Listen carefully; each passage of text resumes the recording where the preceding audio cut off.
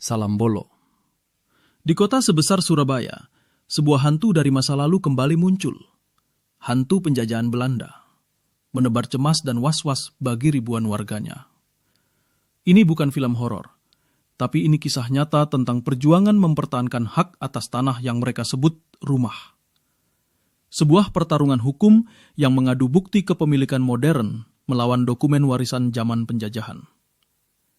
Jadi, apa yang terjadi kalau secarik kertas dari zaman penjajahan Belanda, milik sebuah BUMN raksasa, tiba-tiba dianggap lebih kuat dari sertifikat hak milik yang negara sendiri terbitkan? Kami rakyat Dukuh Pakis menuntut negara hadir melawan kejahatan BPN yang menjadi antek penjajahan Belanda.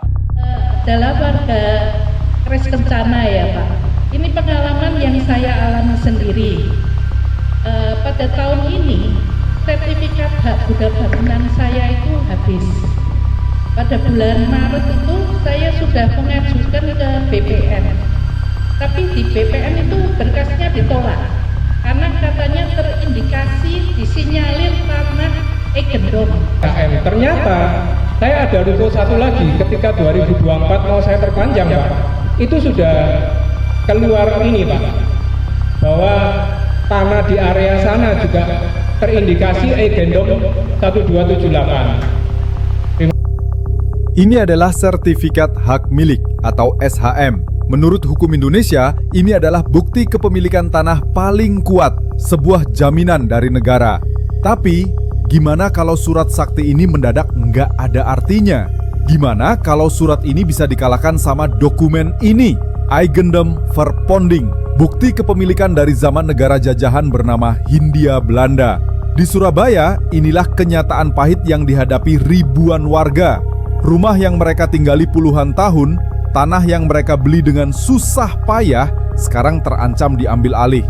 Semua gara-gara PT Pertamina memakai surat tanah kuno dari zaman penjajahan Belanda ini untuk mengklaim lahan mereka yang padahal sudah punya sertifikat resmi.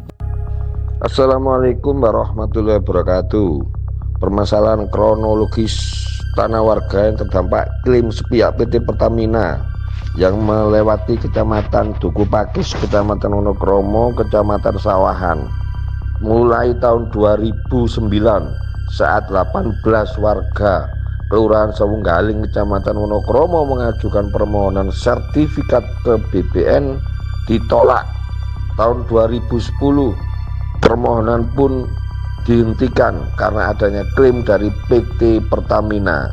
Kemudian merambat sampai tahun 2011, bukan hanya Kelurahan Sawunggaling, menjalar sampai Kelurahan Dukuh Pakis, Kelurahan Pakis, bahwa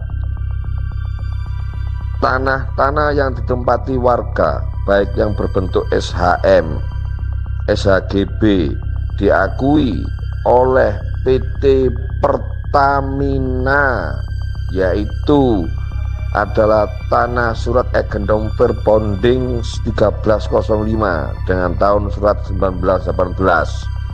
Kemudian merambat Egendom yang Verponding tahun 1305, nomor 1305 tahun 1919, merambat di tahun 2022. Egendomnya menjadi surat Egendom Verponding tahun 1278. Tahun 2023 lebih luas lagi, Pertamina mengklaim tanah seluas 220,40 hektar, sehingga warga yang terdampak meliputi 3 kecamatan, yaitu Kecamatan Dukuh Pakis, Kecamatan Wonokromo, dan Kecamatan Sawahan.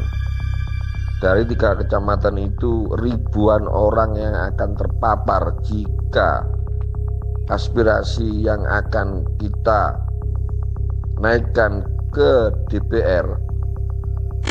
Pertamina mengeluarkan surat Verponding Egendom tahun 1919 nomor 1278 dan 1305, maka masyarakat 3 kecamatan itu harus pergi meninggalkan tanah yang secara sertifikat sudah dibuatkan oleh BPN. Pertamina ini mendapatkan surat berbonding Eigendom dari Belanda. Melalui Pertamina, Belanda meminta kembali tanah-tanah tersebut di 3 kecamatan. Harapan kami di bulan November ini masyarakat Surabaya yang akan menghadap ke DPR pusat diterima dan blokir atas BPN di Surabaya itu dibuka kembali.